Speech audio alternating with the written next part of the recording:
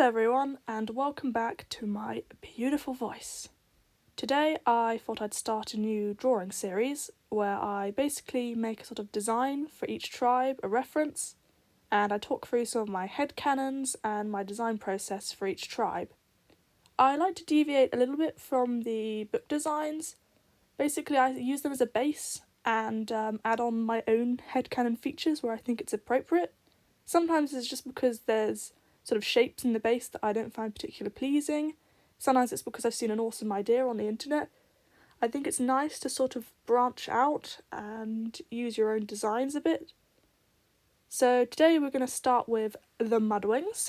They're the chonky earth dragons that live in the swamps and don't get very much press, so to speak. Although they did get some interesting stuff in the Guide to the Dragon World. I'm rambling now, aren't I? Okay, let's get back to design. So I envision MudWings as bulky and low slung.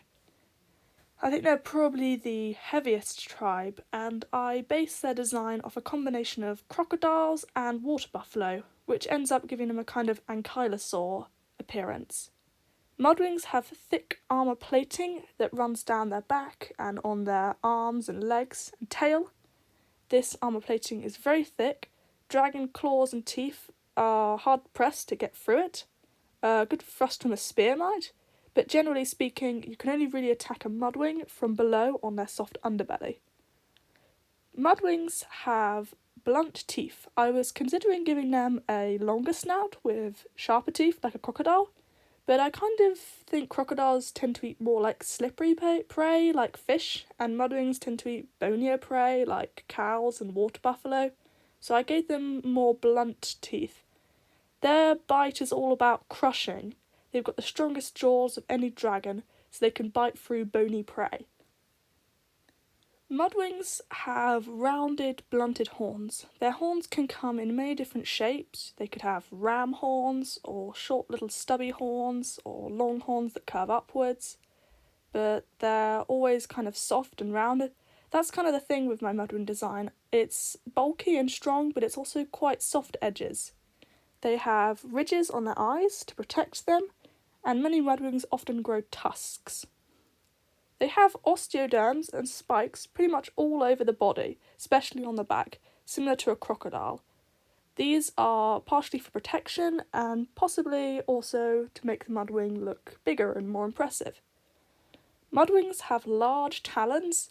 I sort of draw them slightly shovel-shaped, as I imagine MudWings are specialists in digging. Their claws are used to scoop up mud, as they make their homes by sculpting mud, so I feel this is an important skill for them. Clay is often mentioned with big talons all the time, and I think that's really cute, so that's why they've got big feet. Their claws are quite blunt, not so well adapted for slashing like most dragons. They're better for bludgeoning and punching. You wouldn't want to get punched in the jaw by a MudWing. A MudWing has a low-slung belly, similar to a crocodile, partially to provide protection, as this place is unarmoured. They have large wings and huge flight muscles, as I imagine they're particularly bulky with all their armour. Their wings also taper quite far back towards the tail. This is because I draw the tail with a lot of plating, and I imagine it's pretty heavy. They can swing this tail with quite a lot of force, and while it's not as muscly or well adapted for battle as a sea wings, it can still cause quite a lot of damage. Now onto MudWing eggs. I like to design eggs that sort of sell what kind of tribe is inside, so MudWings obviously have a sort of rocky appearance to their eggs. I headcanon that they have a sort of outer husk which protects the dragonet inside, and it's slowly worn down during a period of incubation, so that you've got the soft eggshell which is easier for the dragonets to break out of. Obviously, blood red MudWing eggs are red, and they range in size depending on the dragonet inside, so big wing eggs are obviously the largest. As for colours, MudWings are brown, obviously, but often people don't realise how wide a range there is in shades of brown. MudWings can be anywhere from a pale khaki to a dark red that's almost black. Brown is just desaturated orange, but I like to think that there can be desaturated red MudWings that look sort of purplish, and desaturated yellow mudwings that look sort of greenish.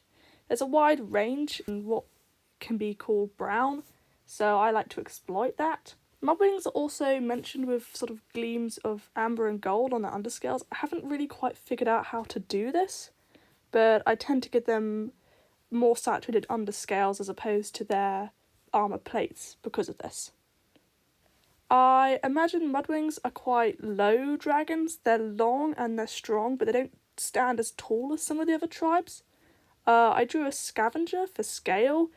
In the Dragonette Prophecy, it mentions that the scavenger only came up to around Clay's shoulder, and honestly, I have big problems with the scavenger sizing, and Wings of Fire is very inconsistent, but I think in this case, it actually works, as mudwings are very low slung, so the scavenger can be small, but still come up to his shoulder. Mudwing Fire. I like to design different flames for different tribes, and I imagine mudwings have the most sort of basic flame, the sort you'd see in a fireplace. However, it has quite a plumy, slightly explosive quality that reflects the mudwing's big, muscular personality, if you will. That's all for today's design process. This was really unscripted, so I hope it wasn't too rambly. If you enjoyed this, I am planning to do Sea Wings and Rain Wings next, and maybe work my way through the rest of the tribes. So leave a comment. Thank you so much for, it'll probably be nearly 200 by the time this video comes out, but for 100 subscribers, I can't believe that it's blown up so quickly. But yeah, thank you guys, and see you next time. I wish you all the power of Wings of Fire.